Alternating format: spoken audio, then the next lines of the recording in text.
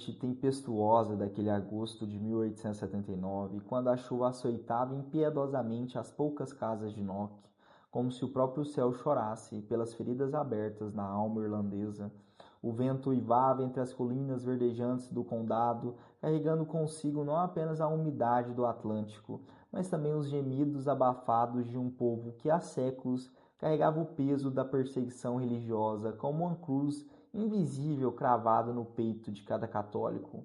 Naquela pequena aldeia, onde não mais que uma dúzia de casas se aglomeravam em torno da modesta igreja dedicada a São João Batista, vivia-se uma fé que desafiava todas as leis humanas. Era uma fé forjada no ferro em brasa da opressão, temperada nas lágrimas de mães que viam seus filhos partirem para terras distantes e polida no silêncio forçado de missas celebradas às escondidas, quando a simples posse de um rosário poderia custar a liberdade ou a vida. O padre Cavenagh, o único representante do clero naquele recanto esquecido do mundo, havia acabado de celebrar sua 100ª missa naquela pequena igreja. 100 missas, que número aparentemente insignificante, para quem não conhece o peso de cada uma delas. Cada celebração eucarística ali representava um ato de resistência silenciosa, uma declaração muda de que nem todas as leis penais do mundo poderiam arrancar do coração irlandês a chama da fé católica.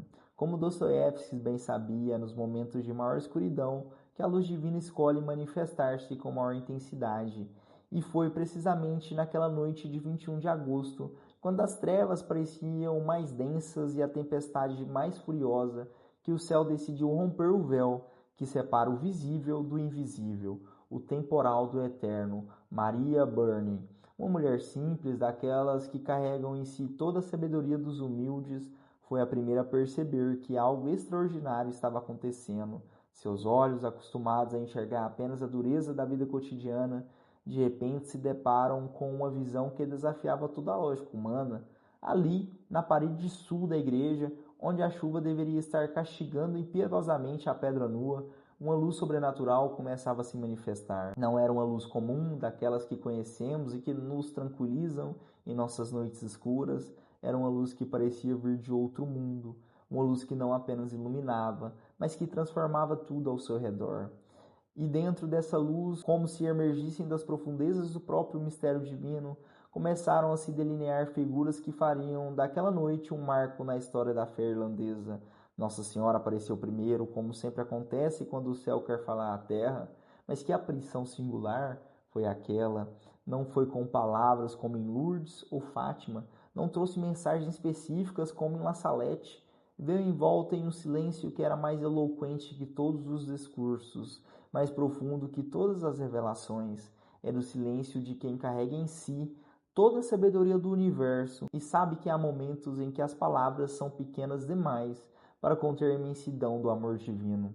Vestida de branco radiante, com uma coroa real ornada de estrelas que pareciam capturar toda a luz das constelações, Nossa Senhora mantinha as mãos erguidas em posição de oração.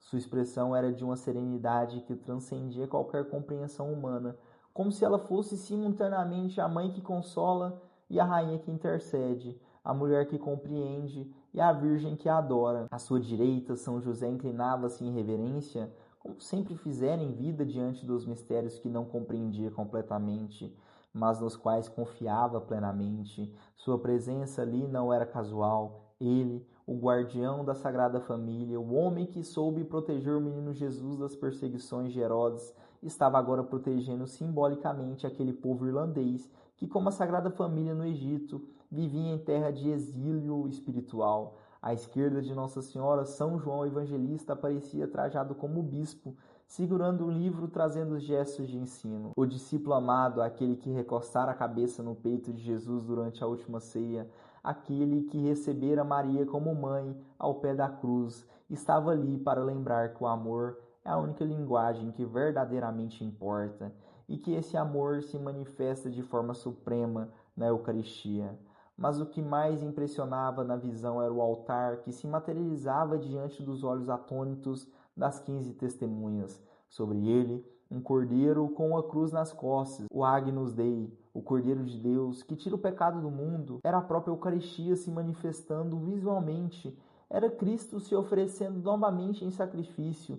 Era a missa eterna que se celebra no céu, se tornando visível na terra. Anjos em adoração completavam a cena, como se todo o céu tivesse descido àquela pequena aldeia irlandesa para participar de um momento de adoração eucarística que transcendia todas as barreiras do tempo e do espaço.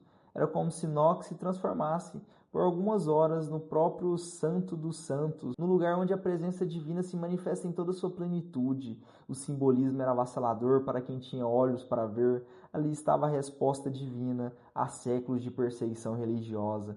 Enquanto as autoridades britânicas tentavam sufocar a fé católica na Irlanda, proibindo missas públicas e perseguindo sacerdotes, o próprio céu vinha celebrar a Eucaristia de forma visível e pública. Era como se Deus dissesse: vocês podem proibir suas missas, mas não podem impedir que eu mesmo venha celebrar entre vocês. A chuva continuava caindo torrencialmente ao redor da aparição, mas dentro da esfera de luz celestial tudo permanecia completamente seco. Era um milagre dentro do milagre, um sinal de quando Deus se manifesta, as leis naturais se curvam diante de sua presença.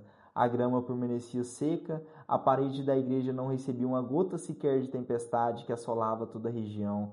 Judith Campbell, uma das testemunhas oficiais, escreveria mais tarde com a simplicidade dos humildes: havia uma bela luz brilhando em torno das figuras que vimos. Aproximei-me delas, nenhum de nós falou com elas. Que profundidade nessas palavras aparentemente simples, elas capturam a essência daquele momento.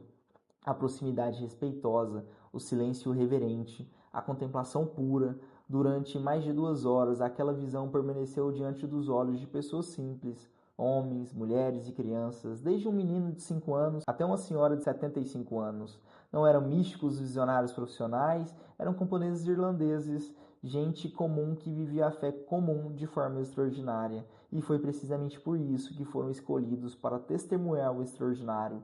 O silêncio da aparição não era vazio, mas pleno. Não era ausência de comunicação, mas comunicação em sua forma mais pura. Como bem observou um estudioso da aparição, a comunicação nunca é tão profunda como quando se diz nada. O silêncio nunca é tão eloquente como quando nada se comunica. Era o silêncio da adoração eucarística, o silêncio de quem está diante do Santíssimo Sacramento, o silêncio de quem compreende que há mistérios grandes demais para serem expressos em palavras humanas. Quando a visão finalmente se desvaneceu, deixou atrás de si mais do que memórias, deixou uma transformação profunda naquelas almas que a presenciaram. Nos dias que se seguiram, começaram a chegar os primeiros relatos de curas milagrosas. Pessoas que tocavam a parede onde a aparição se manifestara eram curadas de enfermidades que a medicina da época considerava incuráveis. O padre Kavanagh, que infelizmente não presenciara a aparição por uma falha de comunicação, passou a registrar meticulosamente cada cura relatada. Em apenas 3 anos, documentou aproximadamente 300 curas milagrosas. 300! Era como se Nossa Senhora quisesse compensar os séculos de sofrimento do povo irlandês com uma abundância de graças que desafiava qualquer explicação natural. As multidões começaram a chegar a Knock, vinham de toda a Irlanda, depois de toda a Europa e finalmente de todo o mundo. Vinham em busca de cura, mas encontravam algo muito maior.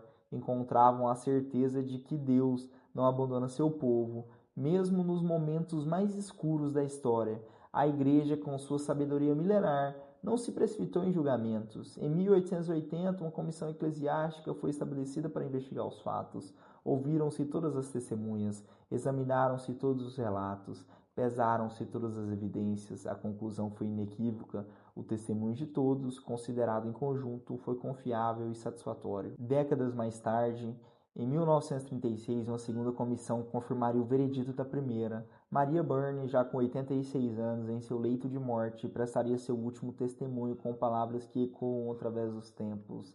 Estou certa de tudo que disse e faço essa declaração, sabendo que estou diante do meu Deus. 6 semanas depois, ela partiria para o encontro definitivo com aquela que vira naquela noite memorável de agosto. Em 1932, o Papa Pio XI declararia Nossa Senhora de Knock Rainha do Céu e da Irlanda, reconhecendo oficialmente que aquela pequena aldeia se tornara um dos mais importantes santuários marianos do mundo. Hoje, mais de 1,5 milhão de peregrinos visitam anualmente aquele lugar, onde o silêncio falou mais alto que todas as palavras. A aparição de Knock permanece única na história das manifestações marianas. Não houve segredos revelados, não houve profecias específicas, Não houve pedidos particulares, houve apenas a presença pura e simples do Divino, se manifestando no meio da perseguição humana. Foi a resposta do céu à fidelidade de um povo que soube manter acesa a chama da fé, mesmo quando todas as circunstâncias conspiravam para apagá-la. E talvez seja precisamente nisso que reside a mensagem mais profunda de Enoque, que a fé verdadeira não precisa de palavras para se expressar, que o amor divino não precisa de explicações para se manifestar, e que a presença de Deus é mais eloquente que todos os discursos humanos. No silêncio daquela noite tempestuosa de agosto, falou a voz mais poderosa do universo, a voz do amor que se fez carne e habitou entre nós, e que continua habitando entre nós na Eucaristia até o fim dos tempos. Que Nossa Senhora de Enoque rogue por nós. Em nome do Pai, do Filho e do Espírito Santo. Amém.